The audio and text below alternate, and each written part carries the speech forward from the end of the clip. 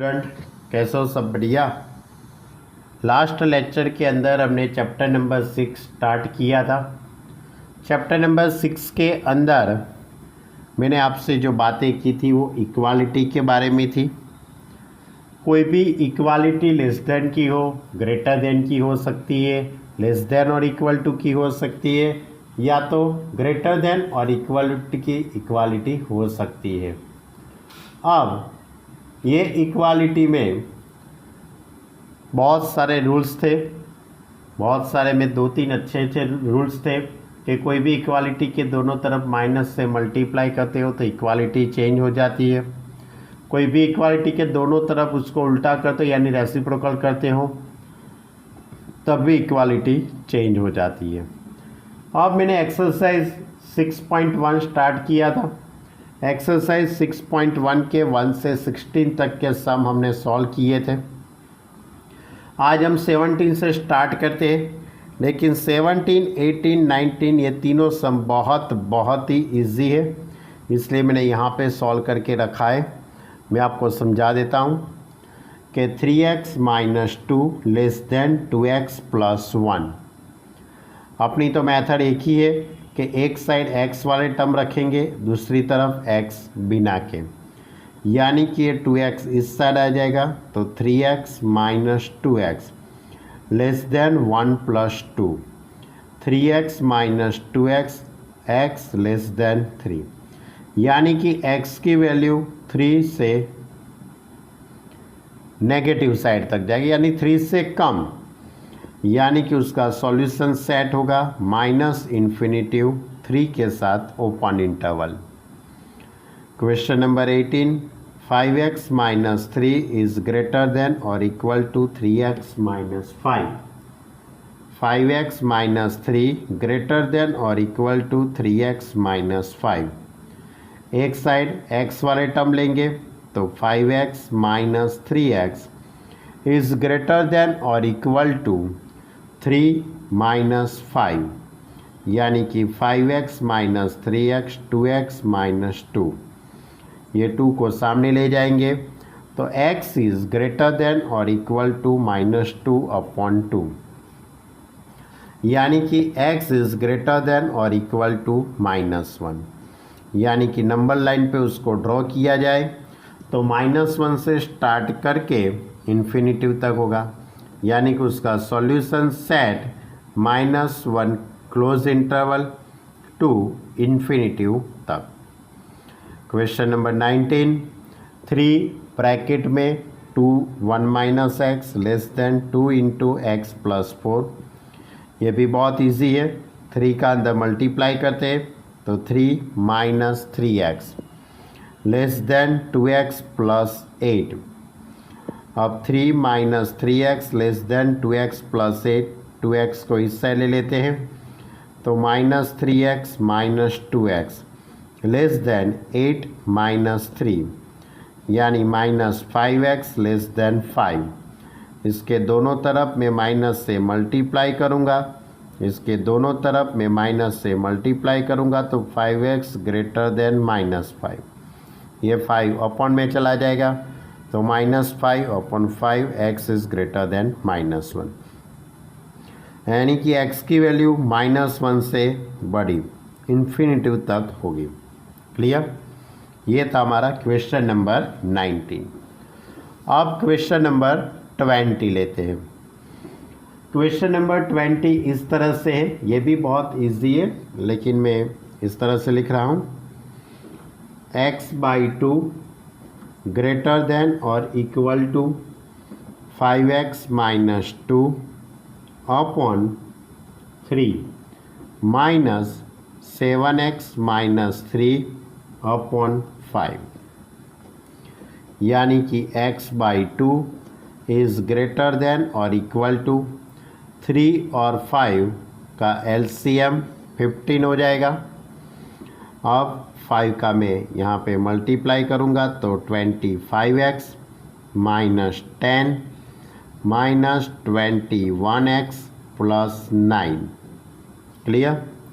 Therefore x/2 is greater than और equal to 25 minus 21 यानी 4x, -10 + 9 यानी कि -1 अपॉन 15। अब क्रॉस मल्टीप्लाई करते हैं तो 15x इज़ ग्रेटर देन और इक्वल टू 8x - 2। अब 8x इस साइड ला लेंगे तो 5x - 8x is greater than और equal to -2। 15 - 8 that is 7x is greater than और इक्वल टू -2, यानी कि x is greater than -2 upon 7, यानी कि x की वैल्यू -2 अपॉन 7 से स्टार्ट करके -2/7 से स्टार्ट करके पॉजिटिव साइड होगा, यानी कि प्लस इन्फिनिटिव, यानी कि उसका सॉल्यूशन सेट, यानी कि ये इक्वालिटी का solution set -2/7 close interval to infinitive open interval. Clear? ये था हमारा क्वेश्चन नंबर 20। यानी क्वेश्चन नंबर 1 से लेके 20 तक के जितने भी सम है उसमें आपको इक्वालिटी दी है और उसका सॉल्यूशन सेट फाइंड करना है। अब इसके आगे की जो सम है, इसके आगे के जो सम है वो प्रैक्टिकली सम है। प्रैक्टिकल यानी कि आपको इक्वालिटी बनानी पड़ेगी, आपको क्वेश्चन पर से इक्वालिटी बनानी पड़ेगी। तो पहले तो आपको जो भी क्वेश्चन है आपको क्वेश्चन अच्छी तरह से रीड करना पड़ेगा। क्वेश्चन को अच्छी तरह से रीड करेंगे तभी मालूम पड़ेगा। तो पहले तो आपके पास टेक्स्ट बुक होगी, वो टेक्स्ट बुक में से आप पूरा क्वेश्चन अच्छी तरह से पढ़ लो, उसके बाद इक्वालिटी बनाते हैं। क्वेश्चन इस तरह से, Ravi obtained 70 and 70 mark in first 2 unit test. Find the minimum mark. Find the minimum mark should get in the third test to have an average of the at least 60 mark. At least 60 mark. यानी कि रवि ने 3 exam दी है। रवि ने जो 3 exam दिए उसमें first exam के अंदर उसके 70 मार्क हैं, सेकंड एग्ज़ाम में 75 मार्क है। तो उसको थर्ड एग्ज़ाम के अंदर फाइंड द मिनिमम मार्क, उसको मिनिमम कितने मार्क लाने हैं जिससे थर्ड एग्ज़ाम में उसको मिनिमम कितने मार्क ऑब्टेन करेगा। तो उसका all over average at least 60 mark होगा। ऑल ओवर एवरेज कितना होना चाहिए? 60 मार्क होना चाहिए, बराबर। तो ये क्वेश्चन की आपको इक्वालिटी फाइंड करने की है। अब रवि है, उसने फर्स्ट एग्ज़ाम के अंदर 70 मार्क है, सेकंड एग्ज़ाम में 75 मार्क है। तो we are suppose that let Ravi should get minimum x mark in third test. Suppose Ravi है वो थर्ड एग्ज़ाम में x मार्क ऑब्टेन करता है, तो उसका जो एवरेज होगा वो एटलीस्ट 60 लिखा है। एवरेज तीनों एग्ज़ाम का जो एवरेज होता है वो एवरेज इज़ ग्रेटर देन और इक्वल टू 60। क्यों ग्रेटर देन और इक्वल टू? क्योंकि एटलीस्ट लिखा है। एटलीस्ट का मतलब क्या होता है? एटलीस्ट यानी कि 60 या तो 60 से ज़्यादा। मेरे पास एटलीस्ट 5 रुपीज़ है, मेरे पास एटलीस्ट 5 रुपीज़ है, तो इसका मीनिंग क्या होगा कि मेरे पास 5 रुपीज़ भी हो सकते हैं या तो इससे ज़्यादा भी हो सकते हैं। इसी तरह एटलीस्ट 60 मार्क है, यानी कि 60 एवरेज या तो 60 से ज़्यादा एवरेज आएगा। अब फर्स्ट एग्ज़ाम के अंदर 70 मार्क है, सेकंड एग्ज़ाम में 75 है और थर्ड एग्ज़ाम में x मार्क है। Divide by 3। डिवाइड बाय 3 क्यों किया? क्योंकि उसका एवरेज निकालना है, इसलिए डिवाइड में क्या आएगा? 3। अब 70 + 75 यानी कि 145 plus x upon 3 is greater than और इक्वल टू 60। अब ये 3 सामने ले जाएंगे तो 145 plus x is greater than और equal to 180। Therefore x is greater than or equal to 180 minus 145. Therefore x is greater than or equal to 35, यानी कि x की वैल्यू 35 से स्टार्ट करके x की वैल्यू 35 से स्टार्ट करके बड़े नंबर हो गए। यानी कि रवि को थर्ड एग्ज़ाम में मिनिमम कितने मार्क ऑब्टेन करने पड़ेंगे? 35 मार्क। Okay, hence Ravi should get minimum 35 mark in third exam. चलो अब 22 नंबर का सम। 22 भी इस तरह से ये to receive grade A in a course one must obtain an average of 90 mark more in 5 examination each of 100 mark. यानी कि आपको कोई एक कोर्स की एग्ज़ाम है, वो एग्ज़ाम के अंदर आपको ए ग्रेड लाने के लिए आपको मिनिमम 90 मार्क लाने पड़ेंगे, तब आपका ए ग्रेड आ सकता है। अब सुनीता की बात करते हैं। If Sunita's mark in the first four examination are 87, 92, 94 and 95. Find a minimum mark that Sunita must obtain in 5th examination to get grade A in the course. यानी कि सुनीता ने जो एग्ज़ाम दी है उसने 5 एग्ज़ाम दी है, उसमें से 4 एग्ज़ाम के जो रिज़ल्ट है, जो स्टार्टिंग की जो 4 एग्ज़ाम है उसका जो रिज़ल्ट में मार्क आया है 87, 92, 94 एंड 95। तो अब सुनीता को 5th एग्ज़ाम के अंदर कितने मार्क लाने पड़ेंगे कि जिसको ए ग्रेड मिले?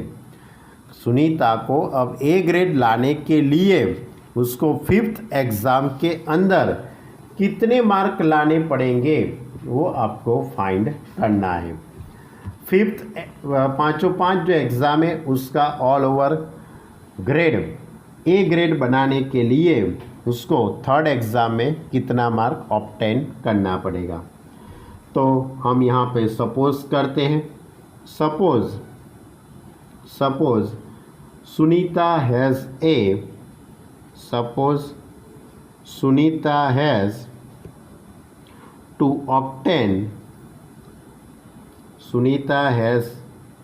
to obtain x mark, कितने मार्क?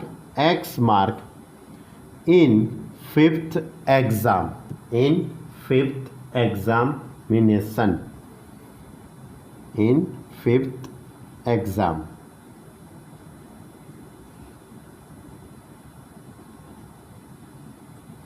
ओके, अब उसको ए ग्रेड लाने के लिए एवरेज उसका कितना होना चाहिए? ए ग्रेड लाने के लिए उसका ऑल ओवर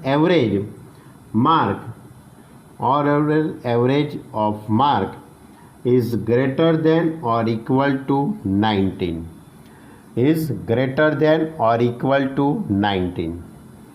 अब एवरेज निकालने के लिए सभी एग्ज़ामों का फर्स्ट एग्ज़ाम के अंदर 87, सेकंड एग्ज़ाम में 92, थर्ड एग्ज़ाम में 94, फोर्थ एग्ज़ाम में 95 और 5th एग्ज़ाम के अंदर x upon 5 is greater than और equal to 19।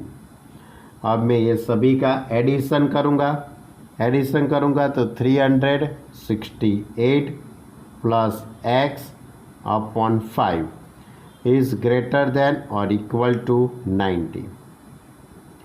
Therefore 368 plus x is greater than 450, यानी 9 5 450।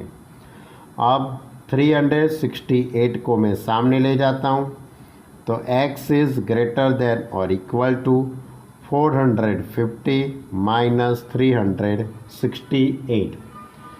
Therefore, x is greater than or equal to 82.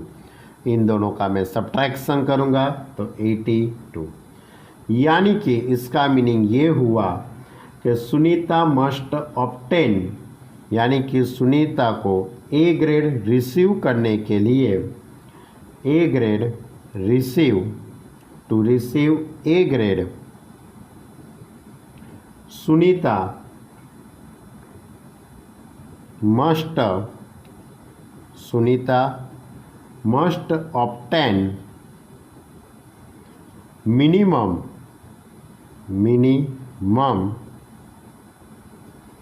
82 mark in fifth examination।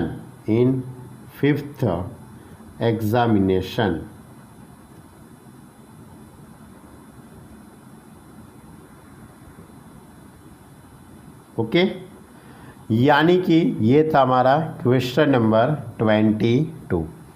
Question number 22 वो भी आगे के 21 जैसा ही है। उसमें भी आपको 21 के अंदर 3 एग्ज़ाम दी थी। रवि ने कितनी एग्ज़ाम दी थी? 3। और यहाँ पे सुनीता ने 5 एग्ज़ाम दी है। उसका 5 एग्ज़ाम का एवरेज 19 मार्क आने चाहिए, तभी उसको ए ग्रेड मिलेगा। उसमें भी ऐसा था, उसमें ए ग्रेड वाली बात नहीं थी, लेकिन उसका एवरेज 60 मार्क होना चाहिए, ऐसी बात थी। ओके, यानी दोनों क्वेश्चन बहुत ही इजी है। चलो अब क्वेश्चन नंबर 23। क्वेश्चन नंबर 23 और 24 ये दोनों सम बहुत इजी है। 23 नंबर का सम इस तरह से, find all pair two consecutivity odd positive integer both of which are smaller than 10 such that their sum is more than 11। ऐसा ही 24 नंबर का है, find all pair of consecutive even positive number. यहाँ पे odd positive number की pair बनाने की है, यहाँ पे इवन पॉजिटिव नंबर की पेयर बनानी है। Both of which are larger than 5 such that their sum is less than 23। इसमें सम मोर देन 11 होना चाहिए, यहाँ पे सम लेस देन 23 होना चाहिए। यानी कि दोनों क्वेश्चन के अंदर थोड़ी ही बात अलग है, लेकिन दोनों क्वेश्चन सेम है। अब मैं पहले क्वेश्चन नंबर 23 करता हूँ। पहले मैं क्वेश्चन नंबर 23।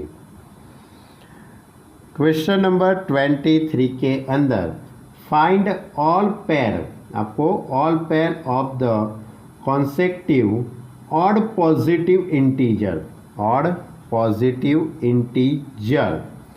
अब मैं यहाँ पे सपोज करूँगा पॉजिटिव इंटीजर ऑड वाले, यानी कि 3 हो तो उसके बाद 5 आता है, 5 हो तो उसके बाद 7 आता है, 7 के बाद 9, 9 के बाद 11, यानी कि ये सब कौन से ऑड पॉजिटिव इंटीजर है।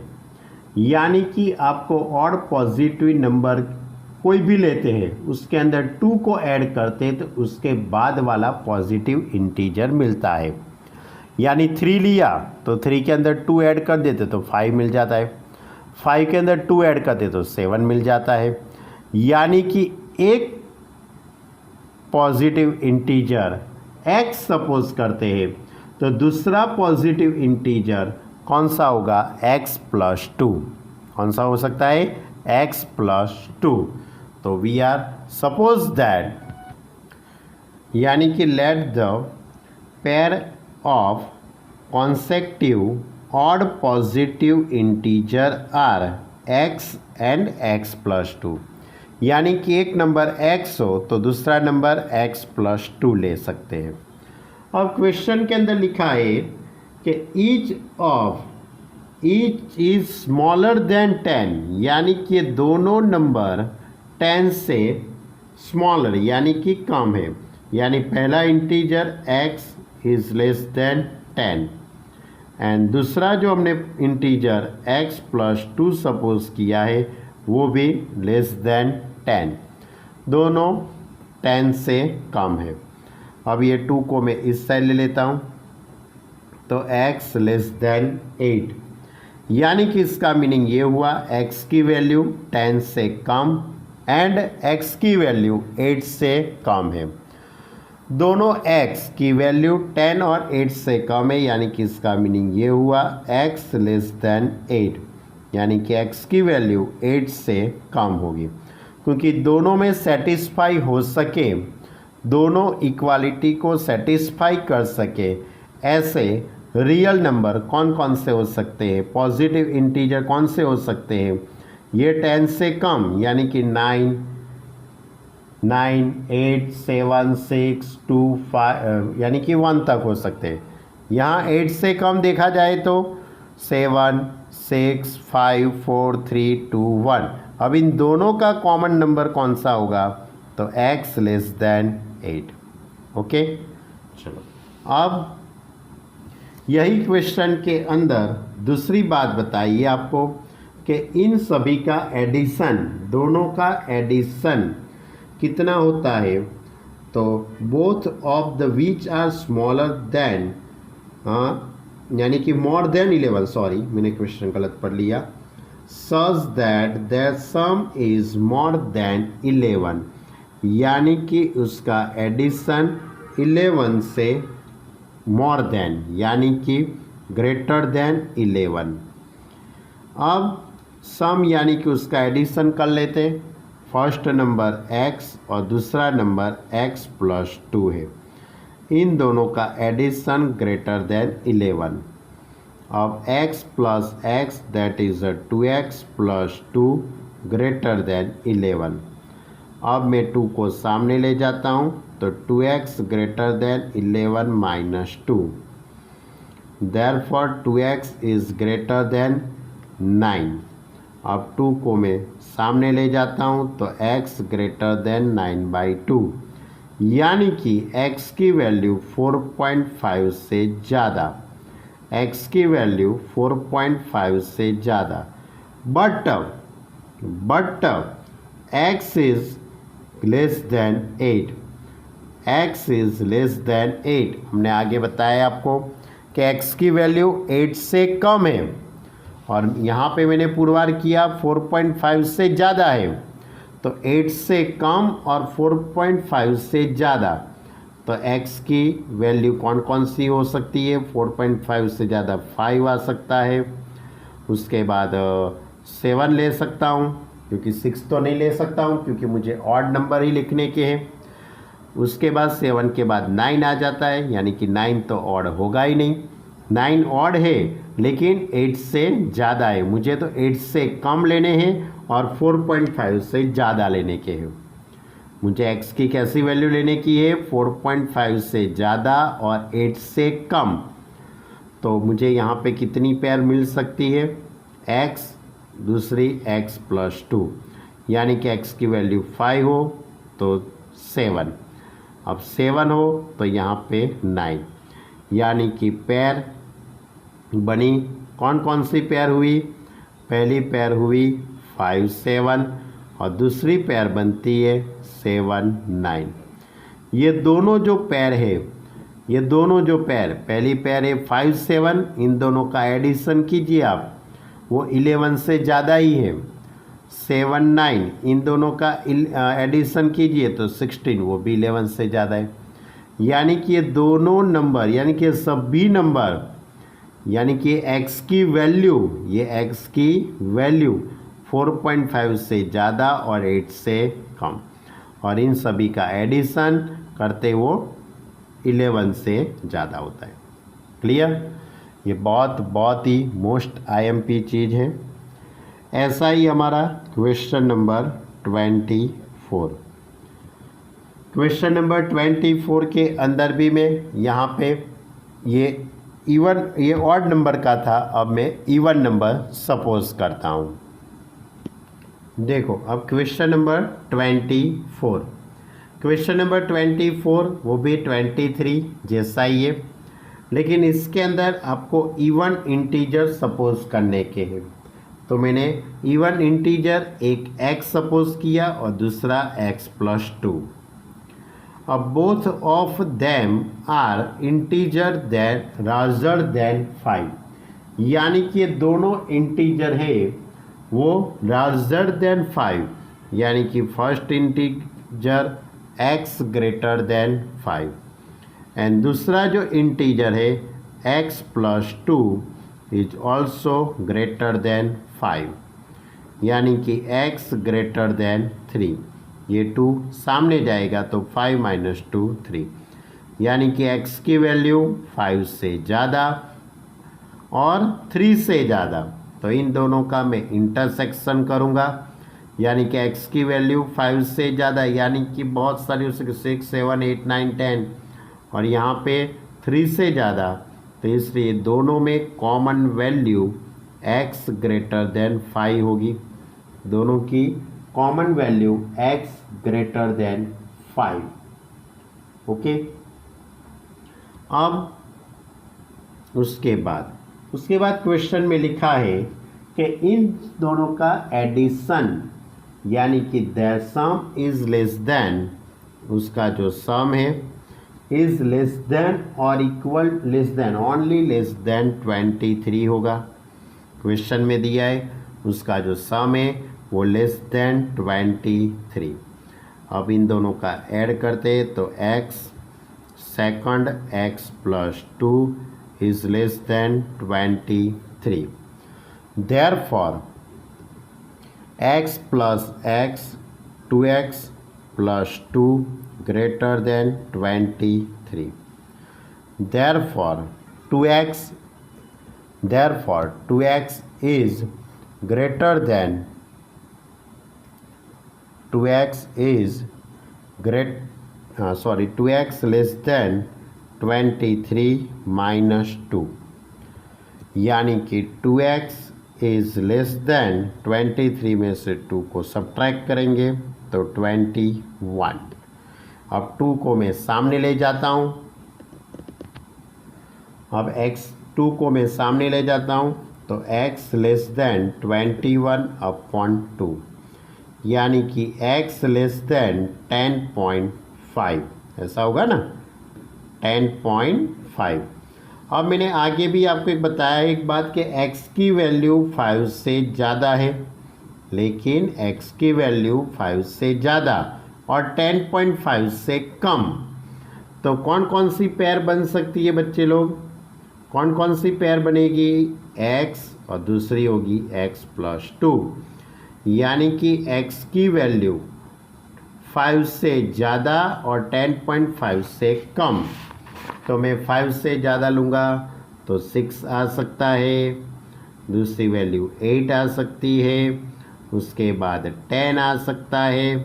कितनी पेयर बनी? 3 पेयर बनी ना। x की वैल्यू 6 हो सकती है, 8 हो सकती है और 10 हो सकती है। क्यों? 5 से ज़्यादा और 10.5 से कम। अब x+2 क्या बनेगा? x की वैल्यू यहाँ पे पुट कर दिए तो 6+2 8, 8 यहाँ पे पुट कीजिए, 8+2 10, 10+2 12। अब कौन कौन सी पेयर बनी हमारे पास? टोटल 3 पेयर बनी। पहली पेयर बनती है वो 6 8, दूसरी जो पेयर बनती है वो 8 10, और तीसरी जो पेयर बनती है वो 10, 11। ये जो भी पेयर बनती है उसका एडिशन करेंगे तो ये सभी का एडिशन 23 से कम होता है। 6 + 8, 8 + 10, 10 + 12, इन दोनों का एडिशन 23 से कम है। और ये x की वैल्यू 5 से ज़्यादा और 10.5 से कम है। क्लियर? तो ये था हमारा क्वेश्चन नंबर 24। बहुत ही इजी था क्वेश्चन, लेकिन बहुत IMP हो। 23 और 24 दोनों क्वेश्चन बहुत ही IMP क्वेश्चन है। कोई भी बच्चों को शायद नहीं मालूम पड़े तो वो मुझे बताना, तो मैं उसको रिवाइज करा दूंगा। क्लियर? ओके, चलो अब 25 नंबर का सम। 25 नंबर का सम इस तरह से है। The longest side of triangle is three times the shortest side, and the third side is 2 centimeter shorter than the longest side. If the parameter of the triangle is at least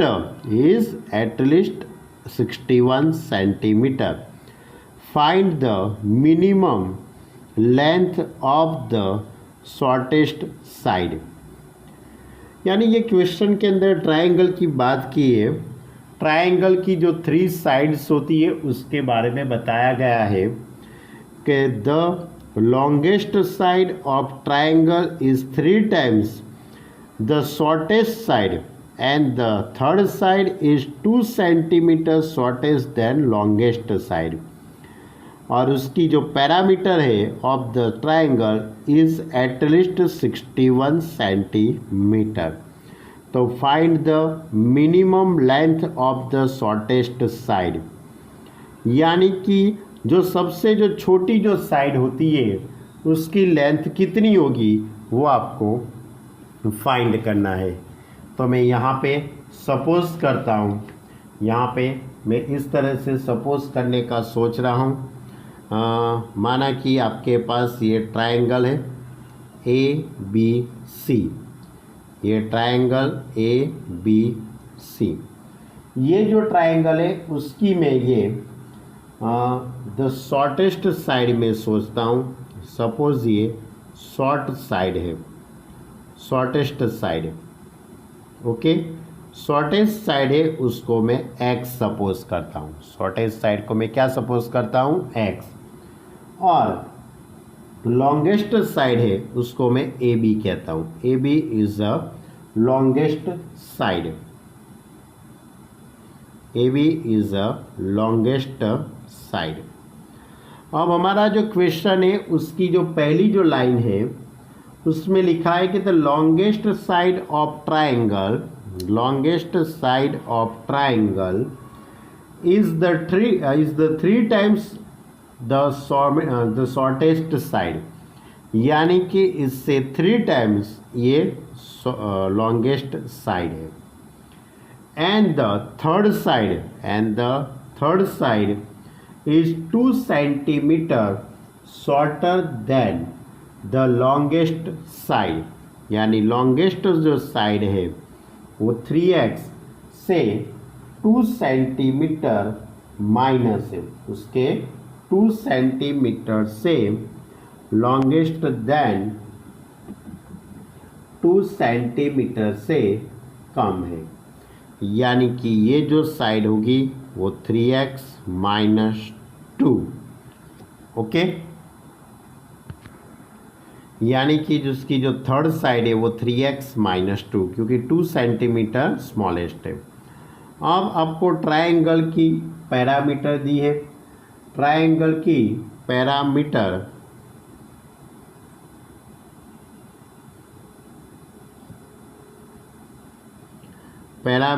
of triangle is at least 61, at least यानी कि triangle is at least 61। 61 at least का meaning क्या होगा कि उसकी parameter 61 हो सकती है या तो 61 से ज़्यादा।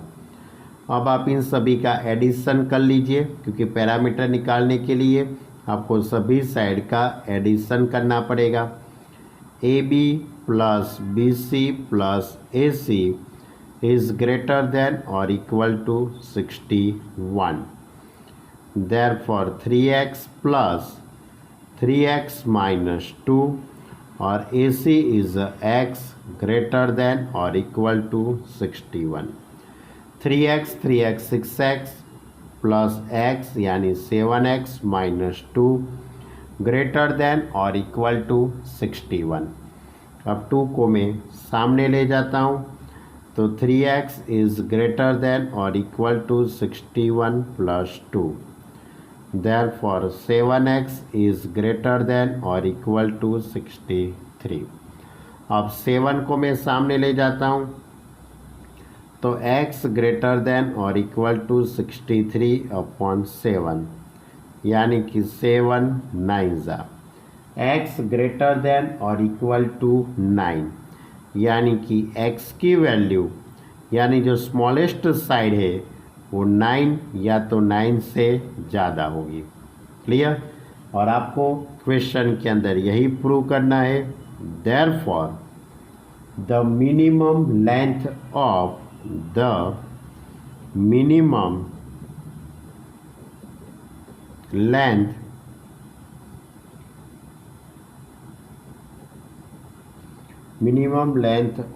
द स्मॉलेस्ट साइड अथवा तो शॉर्टेस्ट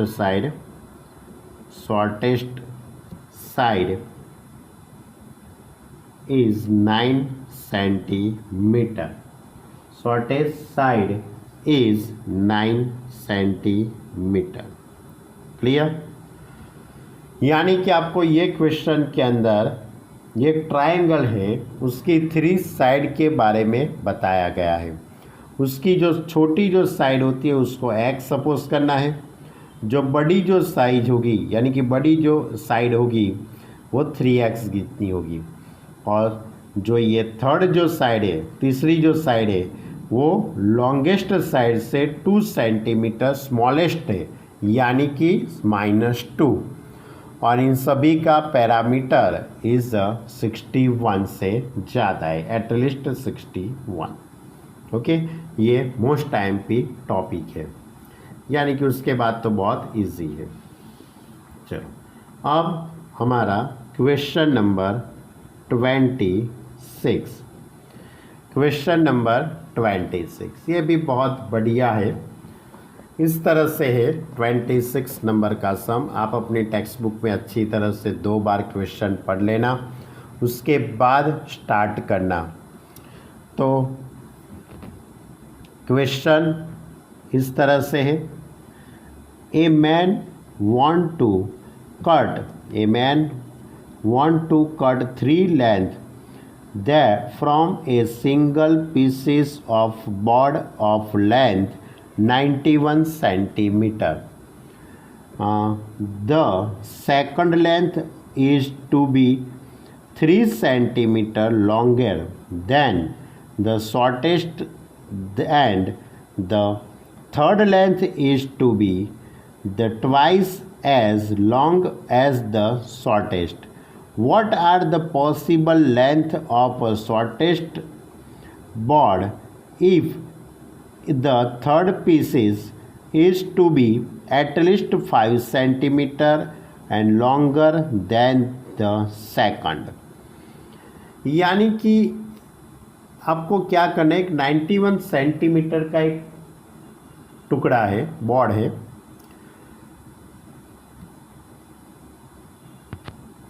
चलो मैंने यहाँ पे जो लकड़े का जो टुकड़ा है 91 सेंटीमीटर का है उसका 3 पीस बनाने का है। उसके कितने पार्ट में? 3 पीस के अंदर 3 टुकड़े बनाने हैं। तो मैंने ऐसा सपोज कर लिया कि the shortest length of a piece यानी सबसे जो छोटा होगा वो x सेंटीमीटर का है, और the length of the second piece, यानी कि ये फर्स्ट पीस बना दिया मैंने, उसका जो पहला जो टुकड़ा है वो x सेंटीमीटर का है और उसका जो दूसरा जो टुकड़ा है वो शॉर्टेस्ट जो लेंथ वाला जो पीस है उससे 3 सेंटीमीटर ज़्यादा है, यानी length of second piece x plus 3 centimetre and length of the third piece is equal to 2x, यानी कि शॉर्टेस्ट जो लेंथ है उससे ट्वाइस है, यानी कि इस तरह से ये पहला टुकड़ा x सेंटीमीटर का जो सबसे छोटा है, उसके बाद दूसरा टुकड़ा x प्लस 3 यानी जो छोटा है उससे 3 ज़्यादा है, और तीसरा जो पीस है वो बड़ा पीस है और उसकी ये x से ट्वाइस है, यानी कि 2x। अब क्वेश्चन के अंदर दो बातें दी है। सबसे पहली जो बात है ये इस तरह से है, ये जो थर्ड पीस है, ये जो थर्ड पीस है वो 2x, वो सेकंड पीस से 5 सेंटीमीटर ज़्यादा है। जो थर्ड पीस है यानी कि सबसे ज़्यादा जो बड़ा जो पीस है वो 2x, थर्ड पीस यानी सबसे बड़ा पीस 2x, वो सेकंड पीस से 5 सेंटीमीटर ज़्यादा है। ये क्वेश्चन के अंदर लिखा हुआ है, यानी 2x greater than x plus 8। अब x को इस साइड ले लेते हैं तो 2x minus x greater than 8, यानी कि x greater than 8। Clear? Okay, चलो अब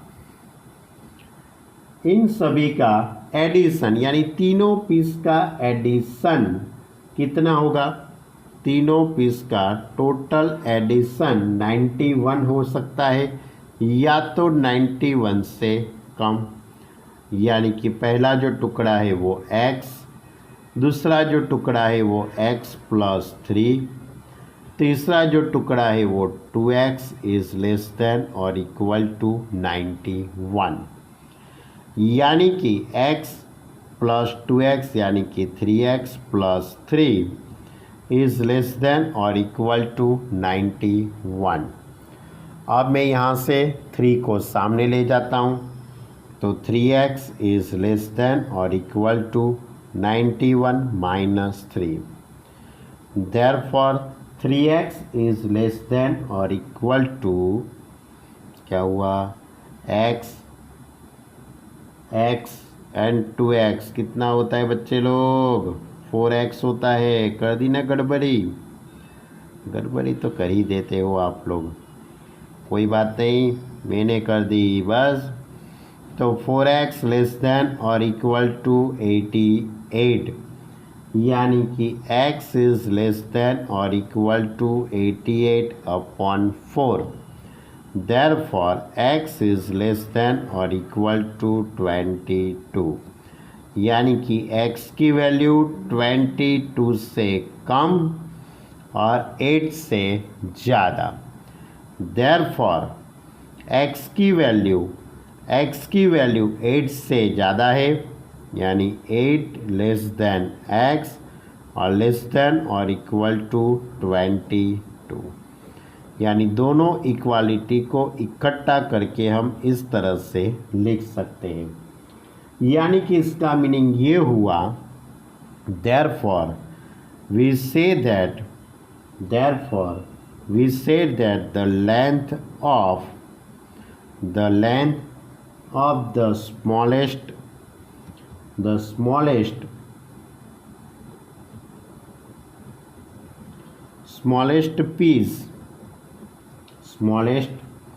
piece minimum piece is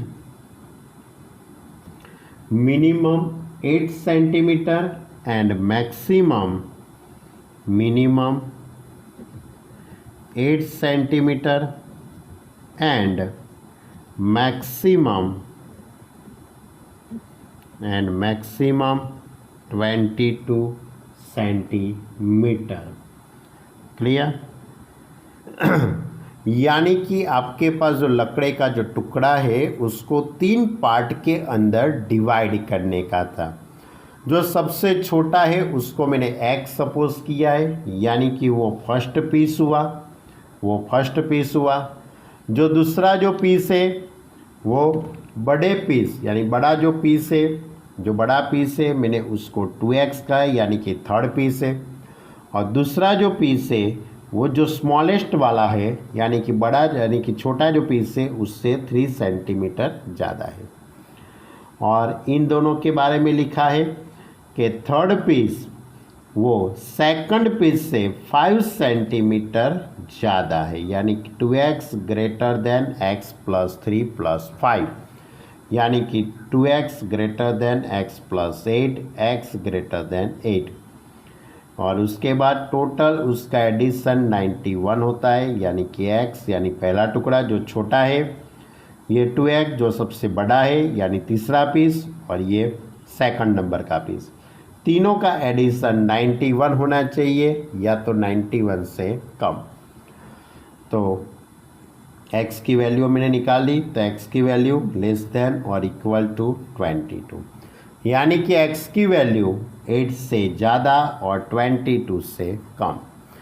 Thus we say that the length of the smallest piece is minimum 8 centimetre और मैक्सिमम 22 सेंटीमीटर की हो सकती है। क्लियर? तो ये था हमारी एक्सरसाइज 6.1। आज हम यहाँ तक रखते हैं। आपको एक्सरसाइज 6.1 को 2 बार या तो 1 टाइम्स या तो 3 टाइम्स लिख के उसकी प्रैक्टिस करने की है। और लास्ट के जो सम है, लास्ट के सम यानी कहाँ से मैंने स्टार्ट किया, 21 से। वैसे तो 17 से स्टार्ट किया, लेकिन 17, 18, 19, 20 वो 4 सम तो बहुत इजी थे, लेकिन 91 से जो प्रैक्टिकली जो सम स्टार्ट हुए हैं, बड़ा एप्लीकेबल जो सम हुए हैं, उसको क्वेश्चन अच्छी तरह से रीड करने का, क्वेश्चन के अकॉर्डिंग आपको इक्वालिटी बनाने की है। ओके स्टूडेंट, शांति से स्टडी करना। यदि नहीं मालूम पड़ता है तो मुझे फ़ोन करके बताना, मैं आपको समझा दूंगा। ओके स्टूडेंट, अच्छी तरह से प्रैक्टिस करना। Okay student, bye.